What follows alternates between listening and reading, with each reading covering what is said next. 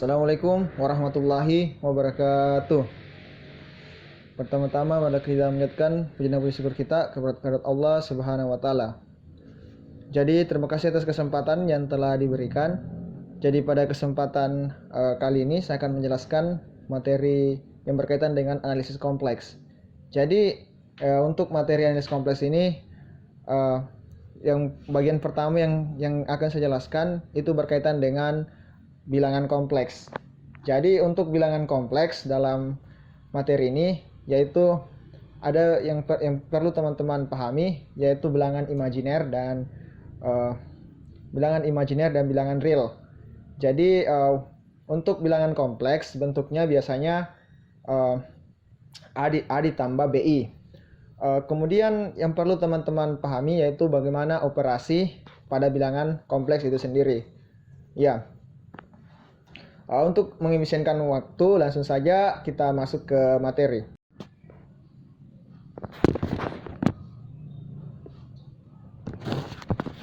Ya, lanjut. Jadi materi yang berkaitan dengan bilangan kompleks itu yang akan saya jelaskan itu berkaitan dari materi dari analisis kompleks. Jadi yang pertama yang perlu kita pahami yaitu bilangan kompleks itu sendiri. Jadi pada dasarnya bilangan kompleks itu terdiri atas bilangan real dan bilangan imajiner. Jadi secara umum untuk bilangan kompleks biasanya dilambangkan dengan A ditambah I, B. Jadi A di sini adalah bilangan real dan I di sini adalah bilangan imajiner. Jadi bisa dilihat contohnya dari Z sama dengan 4 ditambah 3 I. Jadi di sini di mana 4 adalah bilangan rasional dan I di sini adalah dan 3I di sini adalah bilangan imajiner. Jadi untuk simbol dari bilangan tersebut untuk bilangan real, jadi yang perlu teman-teman pahami biasanya disimbolkan dengan R besar untuk bilangan real. Sedangkan untuk bilangan imajiner itu disimbolkan dengan IM. Ya. Selanjutnya adalah bagaimana penerapan dari bilangan kompleks itu sendiri. Jadi pada dasarnya bilangan kompleks itu digunakan dalam bidang digital. Misalnya pada proses pemrograman di komputer atau signals itu menggunakan fungsi bagian-bagian penting dari bilangan kompleks itu sendiri. Jadi bilangan kompleks sangat berperan penting untuk menentukan signal-signal yang masuk baik itu dalam sistem output dan input dalam komputer itu sendiri. Selanjutnya dalam bidang fisika. Untuk bidang fisika ini, bilangan kompleks sebenarnya memiliki peranan yang sangat penting. Ada banyak hal yang bisa kita dapati, yang contohnya adalah dalam mekanika kuantum. Jadi untuk menentukan posisi dari atom atau peredaran dari atom, kita menggunakan yang namanya mekanika kuantum. Jadi di mana mekanika kuantum ini sangat berperan penting ya, dan digunakan oleh kebanyakan ahli fisika dari teori-teori mekanika kuantum ini. Ya. Selanjutnya ada bilangan real. Jadi yang perlu kita pahami bahwa dalam bilangan real itu sudah menjadi bilangan yang bagian dari klasifikasi bilangan. Jadi bilangan yang kita sering temui di dalam kehidupan sehari-hari itu adalah bilangan real. Ya, contohnya misalnya bilangan bulat positif, misalnya 2, 3, 4, bilangan genap dan bilangan ganjil dan lain-lainnya itu merupakan bilangan real. Tapi pada dasarnya bilangan real itu terbagi atas dua, terdiri atas bilangan irasional dan bilangan rasional. Jadi itu mungkin konsep yang perlu teman-teman pahami. Selanjutnya ada bilangan imajiner. Ya pasti sih jelas bahwa bilangan imajiner itu bilangan yang tidak nyata atau khayal, ya bilangan khayalan. Mungkin dalam kasat mata atau dalam pikiran mungkin bilangan ini tidak mungkin dituliskan atau tidak mungkin dinotasikan. Ya karena biasanya bilangan ini lebih dilambangkan atau disimbolkan dengan I. Ya, untuk memudahkan bahwa bilangan ini adalah bilangan imajiner. Sebenarnya bilangan ini pada dasarnya tidak ada dan hanya dapat dituliskan saja. Selanjutnya ada, jadi perbedaan dari bilangan real bilangan rasional maupun bilangan bulat yang dapat. Jadi pada dasarnya bilangan imajiner itu bilangan yang tidak dapat direpresentasikan atau ditampilkan bagaimana bentuk atau ukuran dari atau penggunaan dari bilangan imajiner itu sendiri. Tetapi pada dasarnya bilangan real, bilangan rasional yang merupakan bagian dari bilangan rasional dan yang merupakan bagian dari bilangan real ini dapat dipresentasikan. Jadi untuk mempermudah pemahaman dari teman-teman untuk memahami konsep dalam matematika. Selanjutnya ada operasi bilangan kompleks.